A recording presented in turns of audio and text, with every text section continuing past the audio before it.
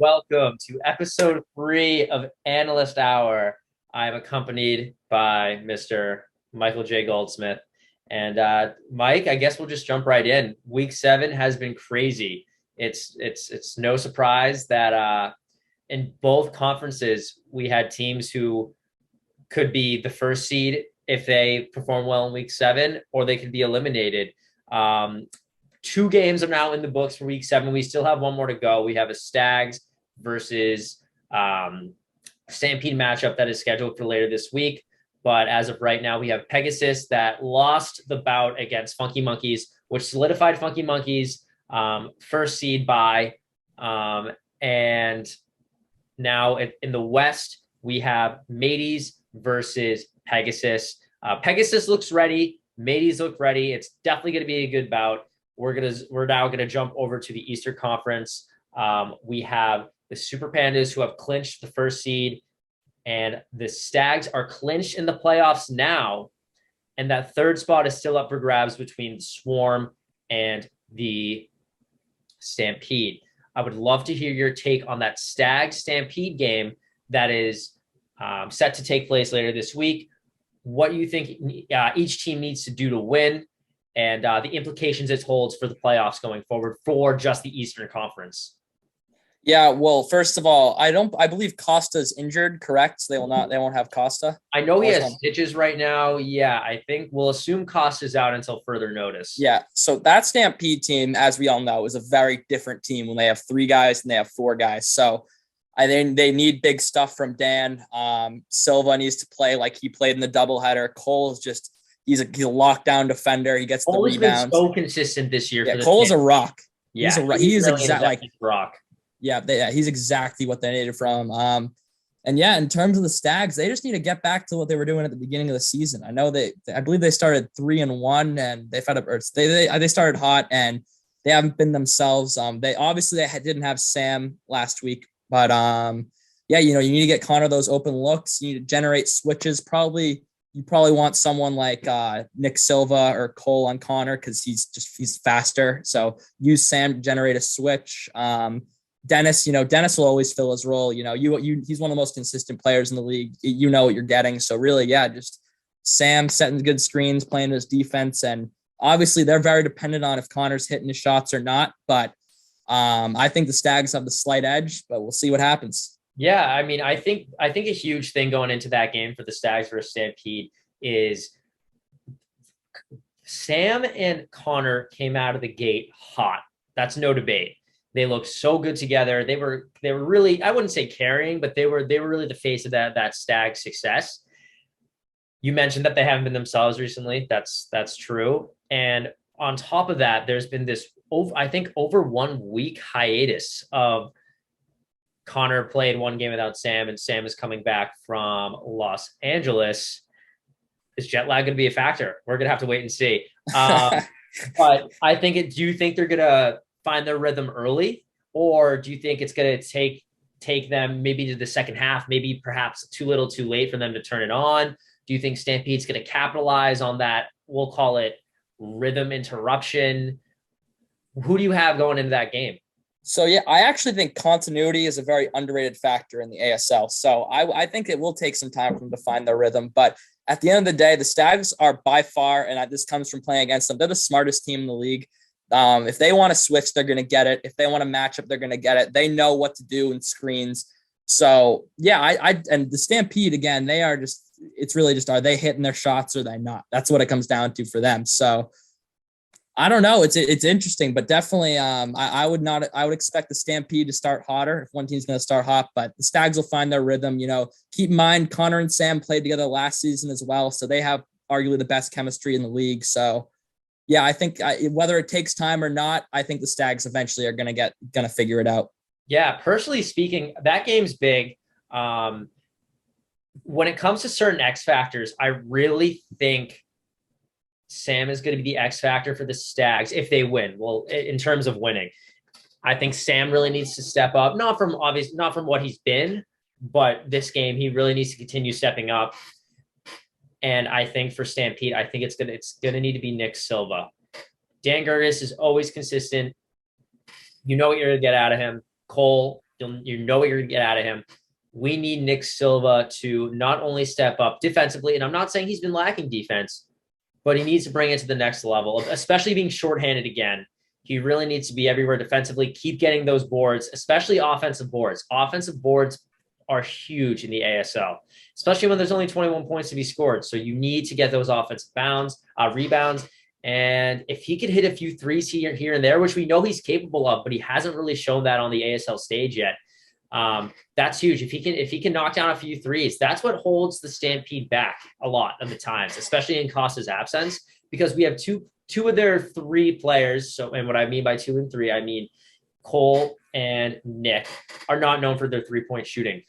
So in a game where they need to probably drop 21 baskets, 19 baskets, 21 baskets, maybe they'll hit a 3 here or there, where the Stags, who are beautiful behind the arc, only need to put the ball in the hoop.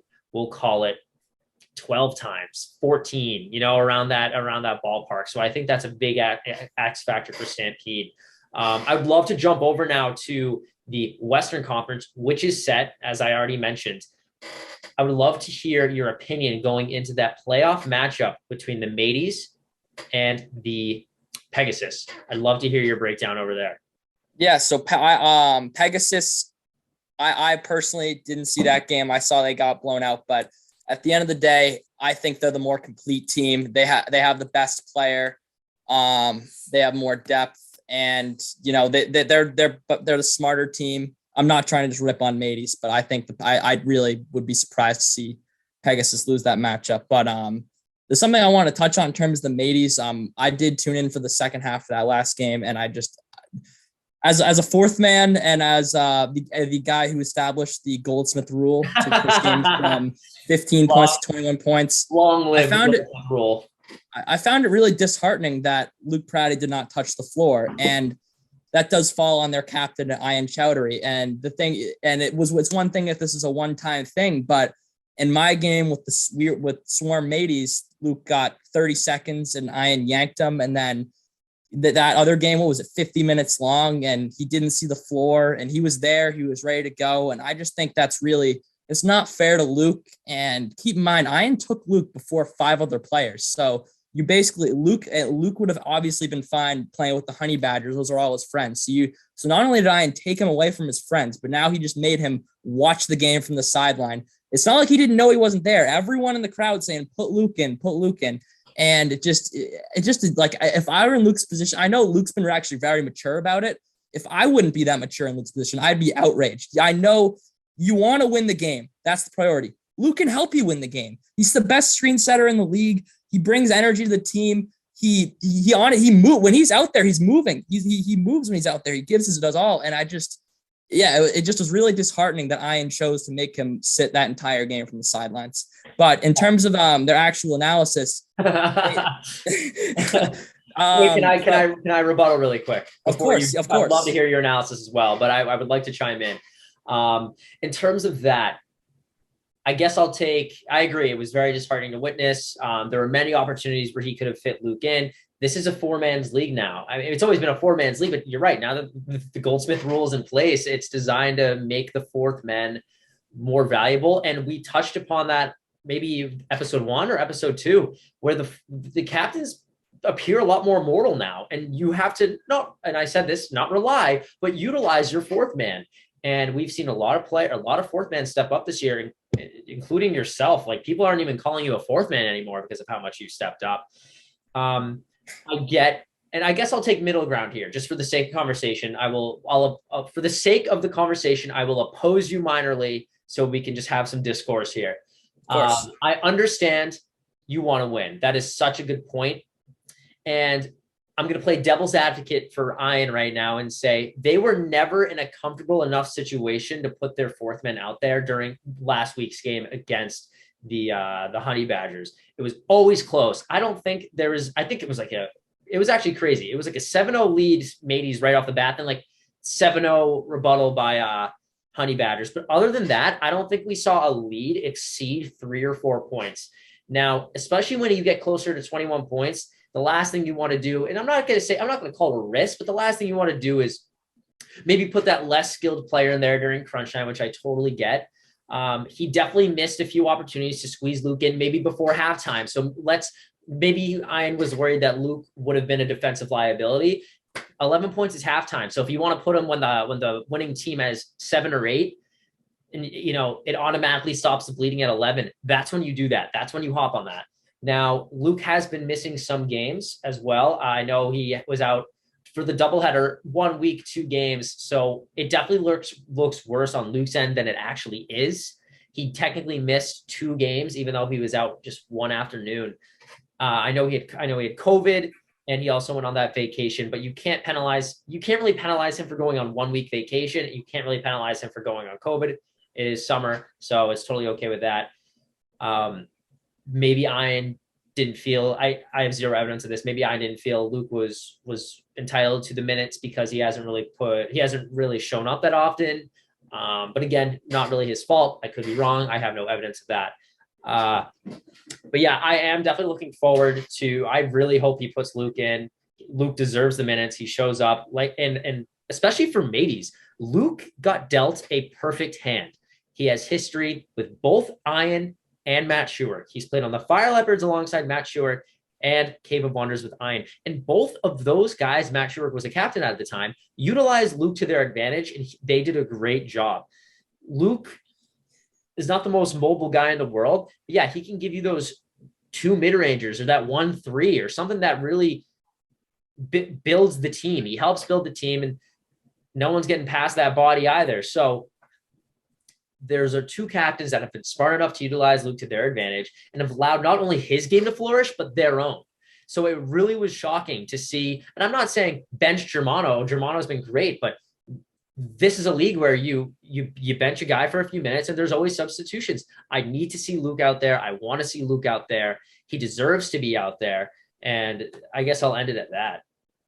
Yeah. So yeah, I think we touched on that very well. I'm glad you covered some of their potential perspectives, but I guess we just analyze them now. Just we'll dive that out there. Yeah. So I thought the Mateys did an excellent job.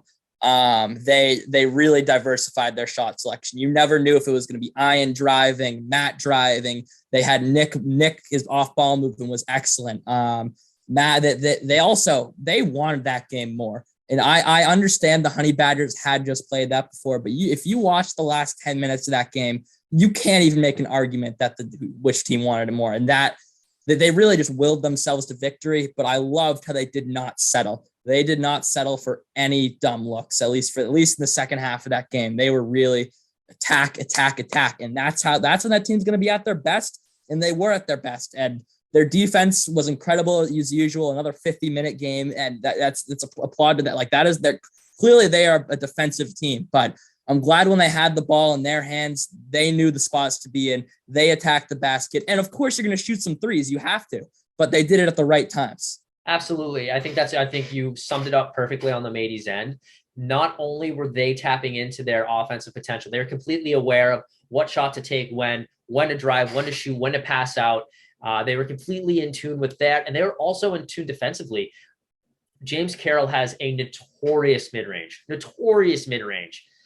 and they did a great. Even though James is always going to hit those 3 or 4, no matter how much you feel like you contested the shot. It's just James being James. He's going to put the ball in the hoop with that shot, nevertheless. But they really did a good job locking him up for that mid-range because that is so consistent. So, let's say they locked him up so much where, let's say James missed 5 mid-ranges where any other game James would have hit 3 out of 5, and again, that pays dividends, especially in the crunch time and the entirety of the game. They were so much more orchestrated, both offensively and defensively, especially, I don't know if you caught this because you weren't there. Nick Resendez played like a captain last week. They had a doubleheader. Not one Honey Badger was out there super gassed. It was getting super lazy with their play. Yeah, maybe they weren't chasing that extra rebound when Mateys had rested legs. But generally speaking, you couldn't tell they were just coming off a doubleheader and a victory doubleheader off the week 5 reschedule against the Stags. Nick Resendez played like a captain. He was hitting his threes. He was driving. He was dishing. He was doing everything they needed him to do all year long. But unfortunately, ultimately speaking, it was too little too late. All right. So I completely agree with you about Nick. Yeah, he really took the driver's seat. He was aggressive. He that you like not to say that he didn't want the other games, but you could tell that game meant more to him. But I disagree the fact that you said they didn't look gassed out there. I don't know. I saw a lot of walking. I saw a lot of rebounds that the Honey Badgers could have got. I mean, and especially on Will's end, to be honest, I saw a lot of Really, standing I thought around. Will was great. Like He was great offensively, but I saw some standing around. I unless I missaw, I don't know, but I really thought there was some standing around. I thought there was some rebounds they could have got. When they had the ball, they were hustling. They were giving it 100%. But when the rebounds would go up, they didn't immediately box their man. They kind of watched, bounce, like, oh shit, we got to get the rebound. You know, it was oh shoot, sorry, we're kid friendly. But but at the end of the day, I don't know, and I don't know if you could 100% put that beyond the double header, but yeah, I really thought that the effort level the effort level was not the same between the Badgers and the Maple. On Will O'Neal's behalf right now. Will O'Neal I think, logged 5 offensive rebounds within the first half of the game. And I know he kept it up, maybe not at that speed, but Will O'Neal was definitely getting a lot of offensive rebounds. I'm sure it tailored off like majority of those hot starts do for everybody. But I guess we'll have to agree to disagree. I thought they were playing well. Yes, were they cutting corners? We'll call it, for some rebounds later in the game. Yes, we can attribute that to laziness, lack of willpower, or just being tired from coming off that doubleheader. But I guess we'll agree to disagree. Now, who are you taking in that game? Sorry, which game is this? We're talking the about Mateys Pegasus game. The Mateys Pegasus. Yeah, I think I do give the Pegasus the edge, but yeah, if the Mateys play like they did, it's going to be this. I don't see the game going less than 40 minutes either end, but you know, a lot of the times you have the best game is a 40-minute game. Yeah, good point. Yeah, but I think that they have the best player on the floor, and arguably you could, yeah, obviously Matt's obviously you have Ian and Matt, so that's a dynamic duo that the Pegasus don't quite have. But I mean, that Pegasus team is just so well rounded. Like Alex is his playmaking, his aggressiveness, Alex is a killer, man. And you know, Sean and Carter complement each other perfectly, where Sean doesn't need to stay in the paint. He can because Sean thrives in the mid-range. He's a good mid-range shooter. He can't hit a 3, but he's a good mid-range shooter. So Carter being able to sit in the paint, allows Sean to not have to play big, allows him to play more like a forward rather than like a big. And and same with Carter. Sean also enables Carter to just be free in the paint and do what he wants. So I think that team complements each other very well. Yeah, I think Pegasus is. Here's the thing: if you're going to go player by player, Mateys probably has the talent edge going into this game. Talent. However, when it comes to just a basketball team, I agree with you. The Pegasus is far more deep. They really tap in. They tap into their fortes a lot, and I say this all the time. Pisacreta, man, he's got this competitive edge that he does not let his team lose. He doesn't even really let his team get behind that often. That last week against Funky Monkeys, he was being very generous by letting Sarong substitute in honor of Pat Archambault. No disrespect to Pat Archambault, but Sarong has been lights out this year, and he has been nothing but an aid on Funky Monkeys. So honestly, hats off to Pisacreta for allowing that to be a sub. Can't say I would have done the same, but hats off to you for accepting the challenge. Pisacreta is a killer. He's got this instinct in him that we don't see very often in the ASL. I've brought up the instinct before. Like Colin has it, obviously Stephen Shaw has it, Ryan has it. Those are the 3 names that come to mind right off the bat. But Pisacreta is in that conversation. Pisacreta is a great defender. He obviously leans on the inside game a lot, but you can't ignore his 3-point shot. I'd put him in the same category as Ian. Like, he's not known for that 3-point shot, but you know, he'll shoot 2 for 4, 2 for 5 beyond the arc, which is good for ASL standards. And You can't sleep on that outside shot. And Sean is a great defender. I think let's be real. Carter Brzezinski is going to draw a lot of double teams. He's 6'7". They'll probably put Schuberk on him, which I think would be the smartest matchup. Not Schuberk is the biggest on the Mateys. He's the strongest and most athletic. It makes the most sense. But with that being said, Carter is still worthy of a double team. Ian should be helping out Schuberk in the paint against Carter, which is going to open up either Sean for that mid range, like you mentioned, or Pissa Creator for that three, or they could just reset and run the offense from the top. I think Pegasus deserves to be the favorite. I think they will pull it out. It is a series, so it'd be cool if they each get one win on each other and it goes to game 3.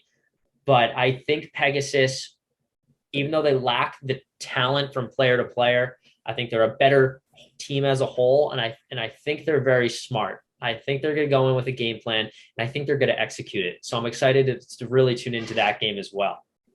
So you have Pegasus in 2?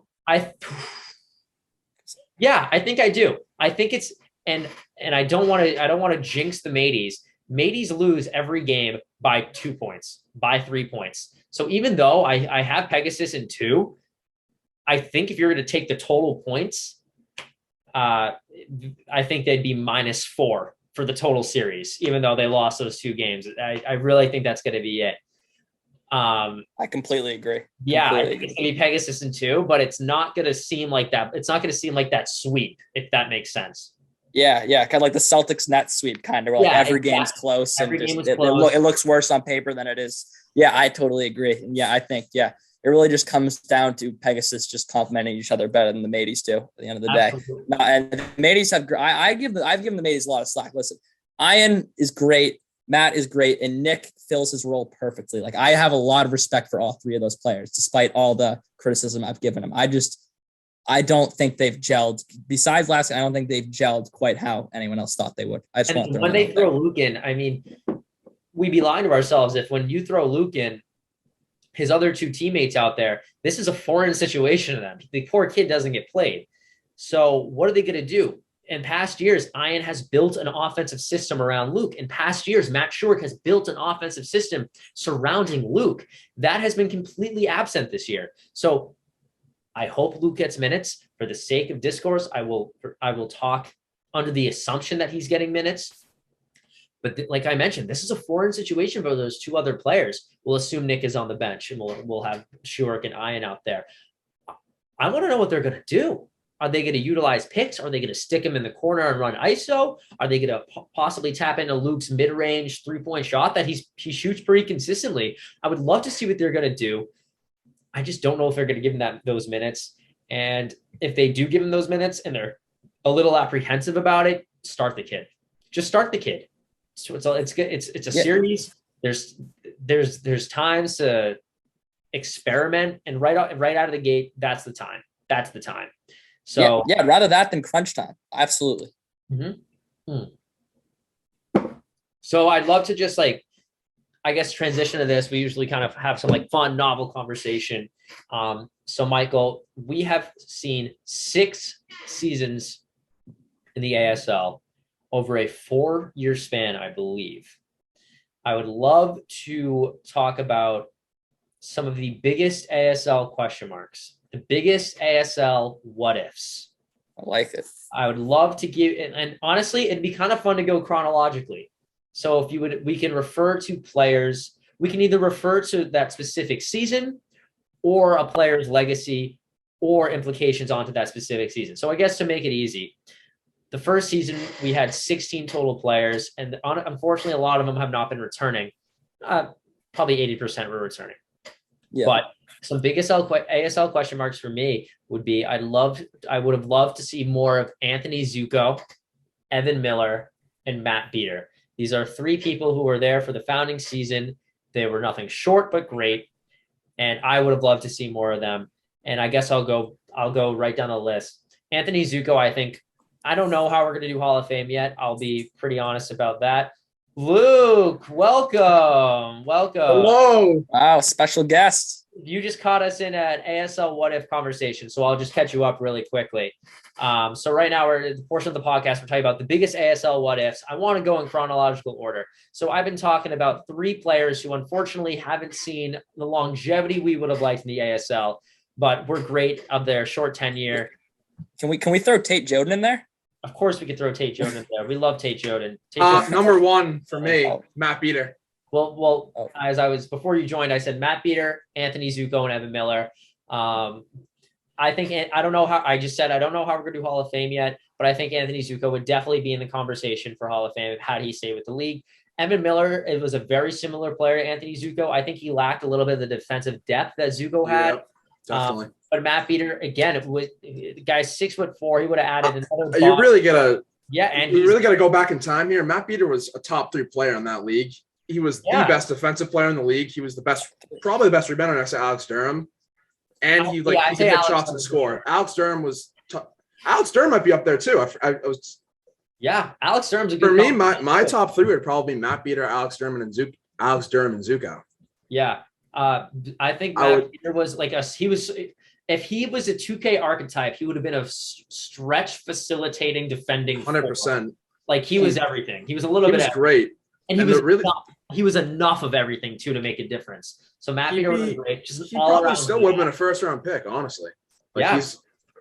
He's a great guy. But the only problem with it, he just didn't want to play anymore. He just didn't like he didn't like the competition as it got more and more.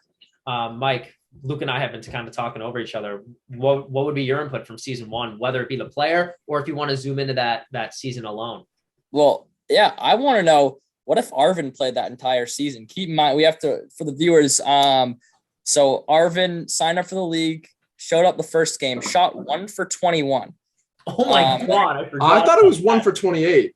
It was 1 for 21. Okay. And then he and then after that, things came up, I believe it was baseball, and he was replaced by Tequeezy for all but 1 more week of the regular season. Tequeezy was incredible. He complemented Ian perfectly. He was a great player, so he was exactly what Ian needed.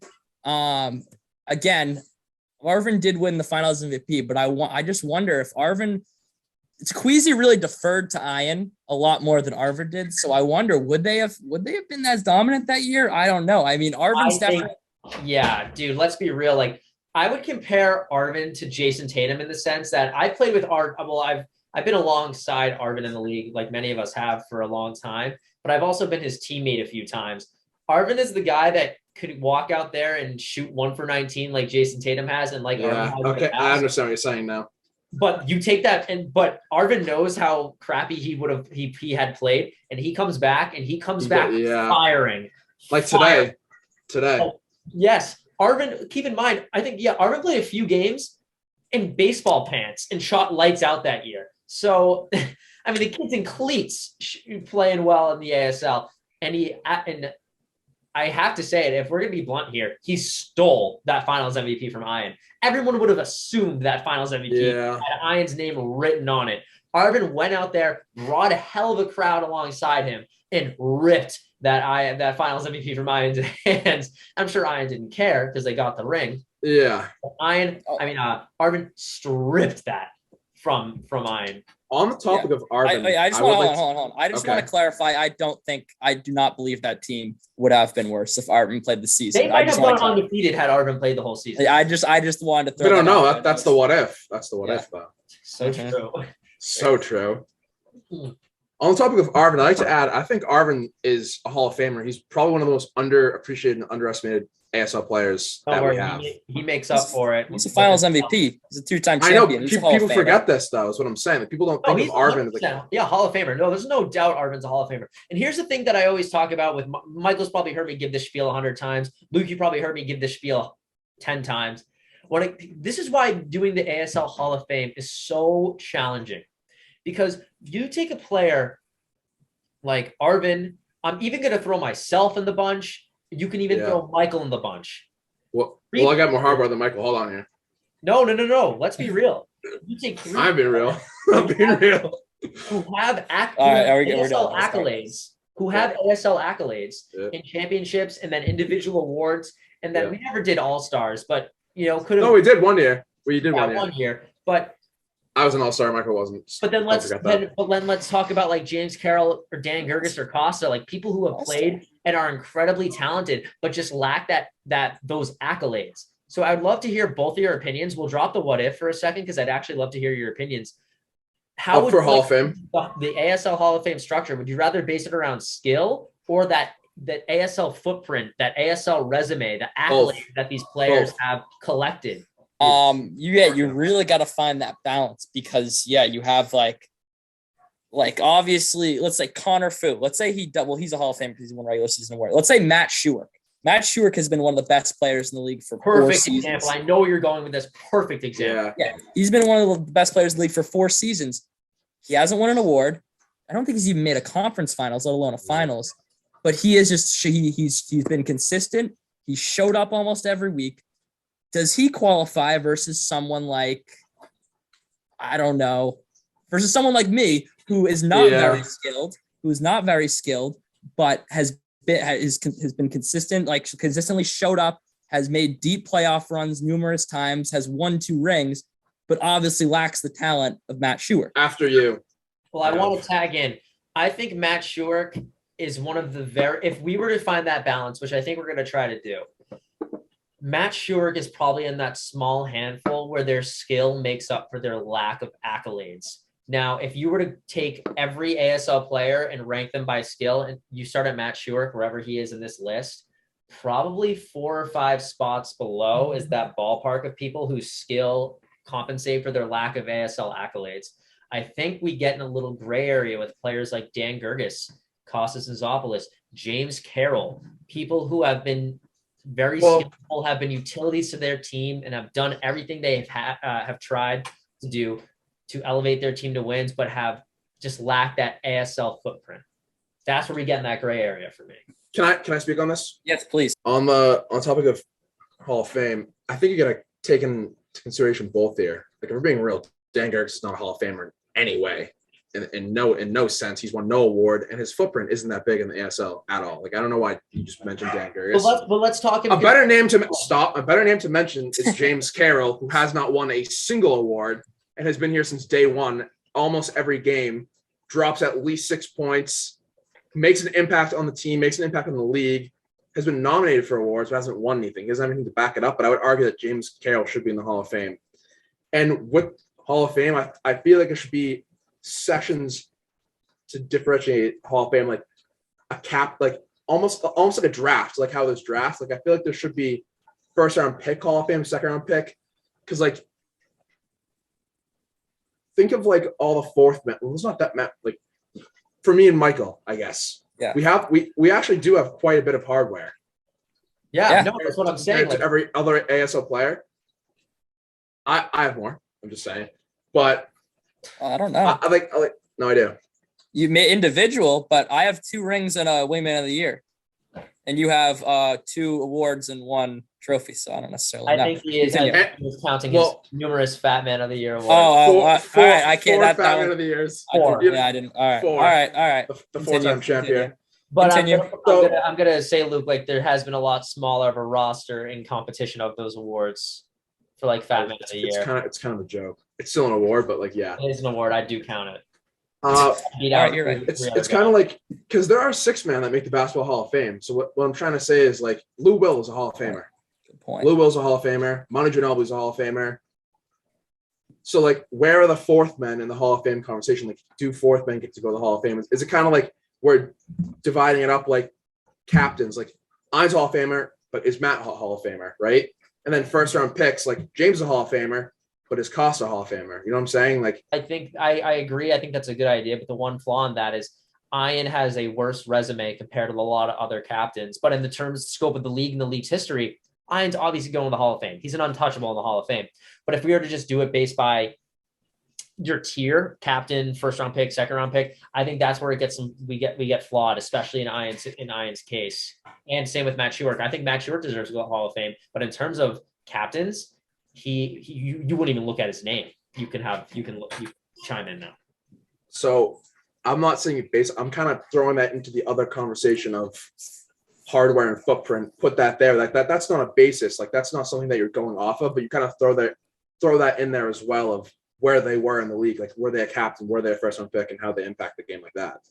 Like I'm not saying the Hall of Fame is based off of what captain makes this, like, and if they don't make the cut, they don't make the Hall of Fame. Do you know what I'm saying?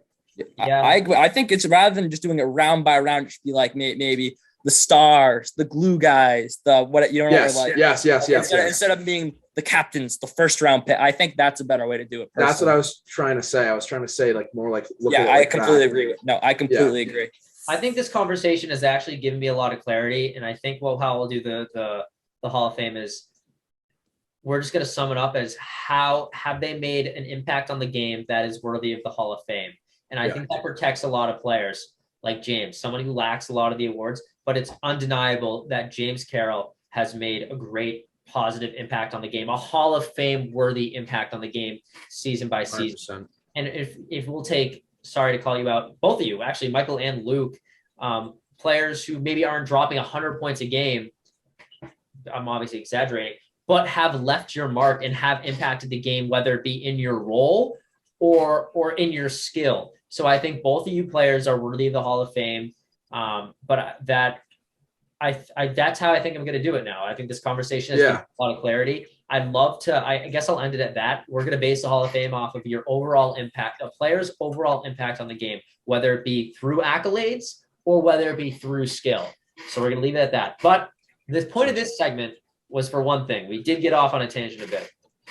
ASL what ifs. I guess we'll just lose the overall structure of it because we'll just go down a rabbit hole if we were to dissect season by season. But I'd love to throw this out there. And I think this is undeniable. The biggest ASL what if. I know you're going to say. Is Emmett Kim. Yep, 100%. Yes. As much as wouldn't be fair. Played well and deserved that ring, I'm sorry. If Emmett was on that floor, that would have been Extra Crispy's ring, no doubt. Yes. Again, for the players that weren't here, Extra Crispy, which was Emmett Kim, Andrew Regan, Sean Bradshaw, and Armand Yazdi, were by far the most dominant regular season team in the 2018 Summer League. And unfortunately, Emmett had some personal obligations to fulfill, and he was unable to make it for the playoffs, leaving Andrew, Sean, and Armand to play a full-strength Inferno, which was Colin, Sarong, Arvin, and me, which is obviously just not a fair matchup. I don't think the Inferno ring is tainted, but it's no secret. No, definitely not. But it's no secret that ring is significantly less likely to happen if Emmett Kim is there, and I don't know if anyone was stopping. And we'd be lying to say that I would have loved to have Emmett back. Emmett was a great leader, great captain. Unfortunately, his family was very prone to summer vacations, which is fine. But in question of him coming back, it was not his attendance that was an issue. It was like, would he just win every year? Maybe he just ruined the league because he's just levels above. He's levels above all the other No offense to the other captains at all, but Emmett really plays at a collegiate basketball level, basically. Yeah, I mean Emmett's a Hall of Famer with playing his 4 games. Seriously, like actually. He is by far the biggest ASL what if. And honestly, like in a smaller scope, but in my opinion, also an ASL what if, and is Rishi. I loved having Rishi. Rishi loved the league, was a great leader. Unfortunately, due to personal obligations, couldn't commit to many other seasons. But I would have loved to have Rishi back. Rishi was great, played at a high level, got everyone involved. Great leader. He was a really good leader. Watching their team, and it was just it's so easy as a commissioner and as a competitor when a team is consistently showing up with all their guys. They don't need to stop. They show up, no questions asked, and they play their game. And Rishi led that team. That Rishi led the epitome of that team. No questions asked, no mishigas, no funny business. They just showed up and played, and win and lose, they would go home. He's also a big ASL whatever, so I definitely want to shout out Rishi. I'd like to add another one. That's Rang. What if he wasn't a sub all this time? Because he's a really good ASL player. I feel like he'd have a lot more respect, and like he'd easily almost a captain level sometimes. And he wasn't he a captain at one point? No, he was the first overall pick. The first overall pick.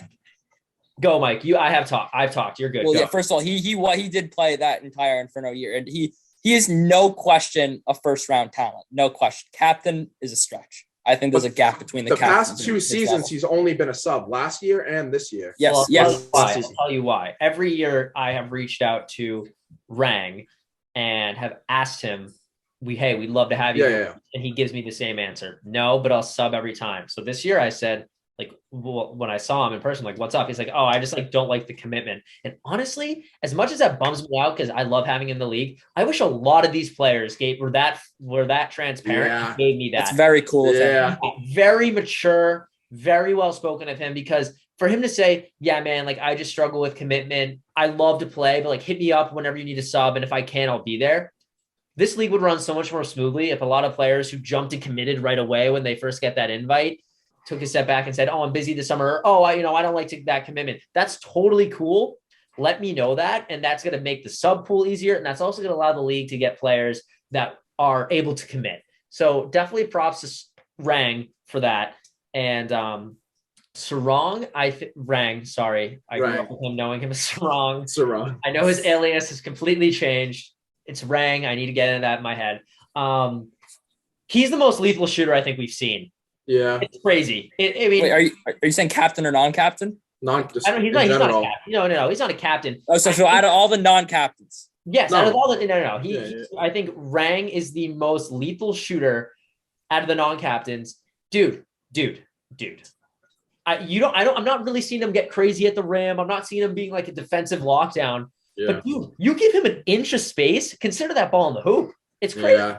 It's crazy. I experienced it just 2 weeks ago against the Funky Monkeys. Got today right too. In my mouth. Watching him today. I don't know what he's been doing in the offseason, but dude, he has been great. He's been lights out. So yeah, I think whoever brought that up, Rang is a full-time player in itself is a what if. Yeah, we get a lot of Rang. The ASL is spoiled with Rang. That's what I was trying to get at. Basically, he's basically been a player. Like, he's been committed. He's shown up every week that he's been asked. Dude, I know. I'm like, dude, he's not even a sub. He's a player, is what I'm saying. So, like, that's kind of like a what if. Like, what if you were just a player instead of a sub?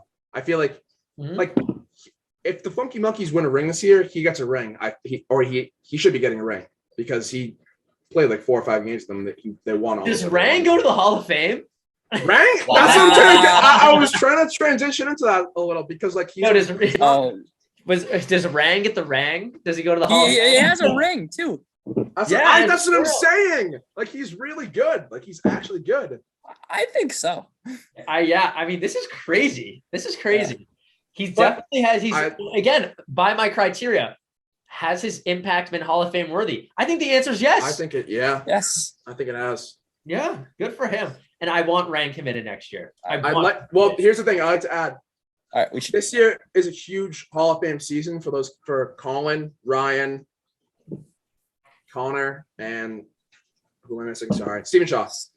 But you have to remember, for Hall of Fame, there's also a next season and possibly even a next one. So, like, there could be other players that emerge out. Like, imagine like James gets a ring next season or something, or even not this season, but next season, or like players that are like on the edge of Hall of Fame just get that extra oomph to get there. You know what I'm saying?